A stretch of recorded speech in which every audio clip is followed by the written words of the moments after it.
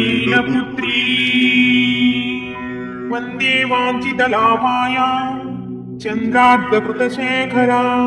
वृषारूढां शूलधरां शैलपुत्रीं यशस्विनी ॐ ब्रह्मचारिणी तथा नागरपद्माभ्याम् अक्षमालाकमण्डलः देवी प्रसीदतु मयि ब्रह्मचारिण्यनुत्तमा ॐ चन्द्रघण्टा पिण्डजा प्रवरारूढा चन्द्रकोपास्त्रकैर्युता प्रसादं तनुते मह्यं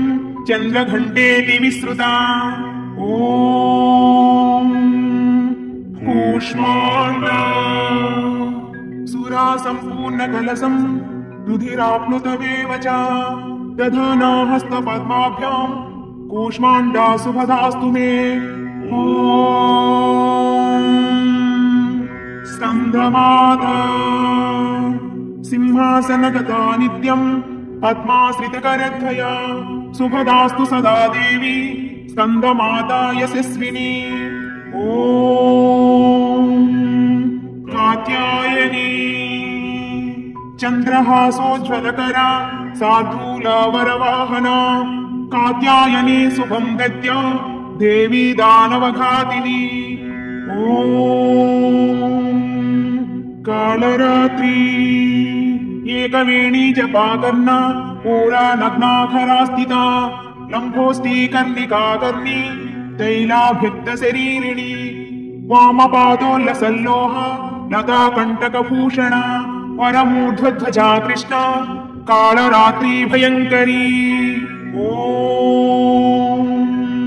महागौरी श्वेते वृषे समारूढा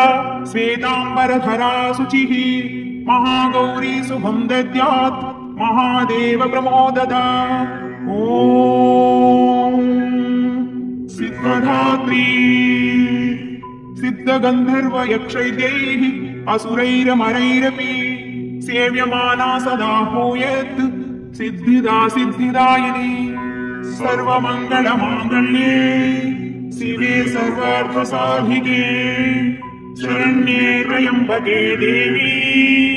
नारायणी नमोऽस्तुते नारायणी नमोऽस्तुते